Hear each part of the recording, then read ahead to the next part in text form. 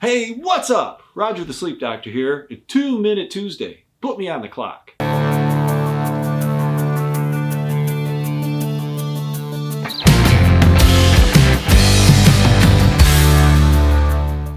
Today we're going to talk about hybrid mattresses. What is a hybrid anyway?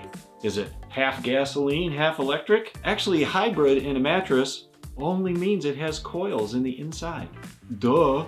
We've been making mattresses with coils for like 50 years, and now they have to give it a new name called a hybrid. See, mattresses since about 1930 have been made with these coil springs in the inside. They put a little padding on the top, and you get a firm bed. If there was more springs in the inside to make the inside harder, it would be an extra firm. If the mattresses were really soft in the inside, it wasn't a good quality and it felt like mush. Today is all different. Today, the inside of most mattresses are really firm, and how they get the different firmnesses is by the different layers of padding that they put on the top. If they put a lot of soft layers of padding on the top, your mattress feels soft. If they put a lot of firm layers on the top, the mattress is firm.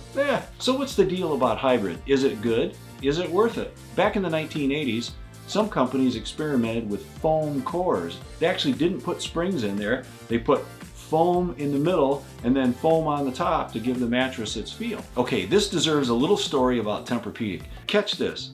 Back in the 1960s and 70s, when astronauts were going up into space, they were pinned back in their seats with all this G-force going up. The problem was it created pain in their back and their legs because that G-force created pressure on their skin, which restricted their blood flow. So NASA developed this special foam, and they actually made the seats out of it. So when the astronauts started to go up into space, like in the space shuttle, it reduced the pressure on their skin so they had less pain in their legs and their back. So in the early 70s, the owners of Tempur-Pedic purchased the rights to this material from NASA, and they actually put it in a mattress. So it had a foam core on the inside, no springs, and they had this special foam on the top that was developed by NASA for pressure reduction. So they took this mattress and they put it in Brookstone. They didn't know if it would sell, they thought they would try it. What was really unusual is mattresses back then had all these flowered colors, and they had pillow tops and firm. All of a sudden, here comes this mattress, and it looks like a piece of cheese, like a rectangular piece of cheese that was about 8 inches tall. And you know what? The thing felt like this table.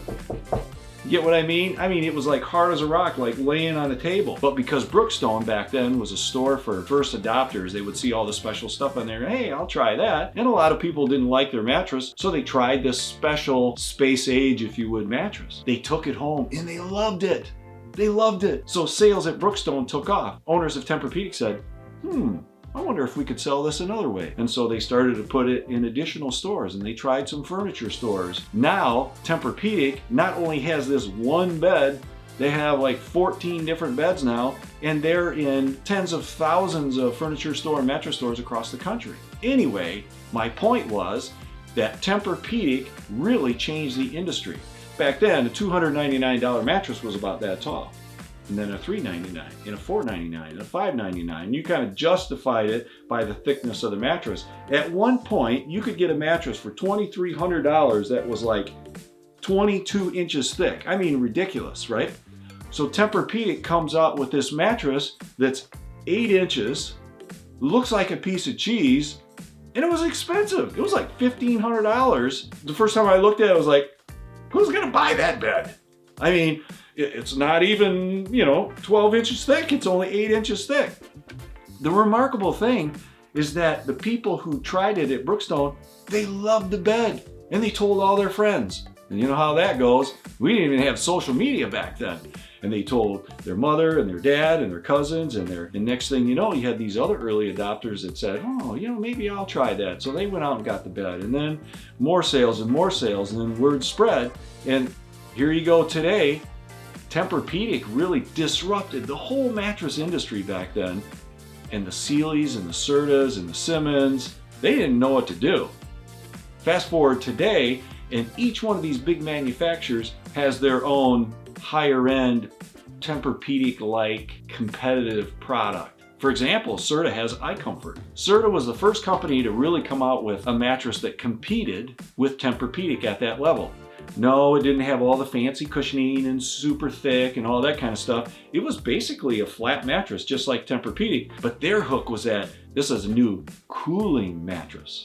See, back then, just like today, 10% of sleepers sleep hot. Generic memory foam is a heat-sensitive material that when you put your body up next to it, it emanates heat, and then the heat comes back, and then it goes back and forth, and the next thing you know, 10% of people are like, I can't sleep on this thing. So Serta said, we're gonna come out with a similar product. It's gonna be priced lower, and it's gonna be the new cooling product.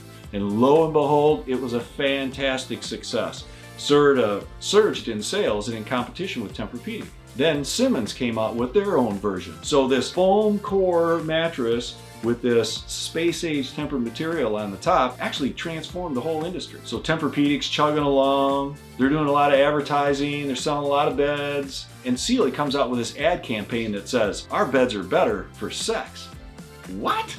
Yeah, their point was because their bed had springs in it and Tempur-Pedic didn't, it was better for sex. Can you believe that? So then we had customers come in stores and they were saying, well, we don't want Tempur-Pedic. It doesn't have enough bounce and it's not good for sex. What? So Sealy advertised it, the consumers believed it, and then next thing you know, here they are in the store saying, no, I don't want Tempur-Pedic. Guess what? Tempur-Pedic came out with a hybrid mattress. What is a hybrid? Instead of the traditional foam core in the inside with that fancy NASA high-tech pressure relieving foam on the top, they actually put springs in the inside. So now the mattress had a little bit of a bounce, so now Sealy could no longer say Tempur-Pedic's not good for sex.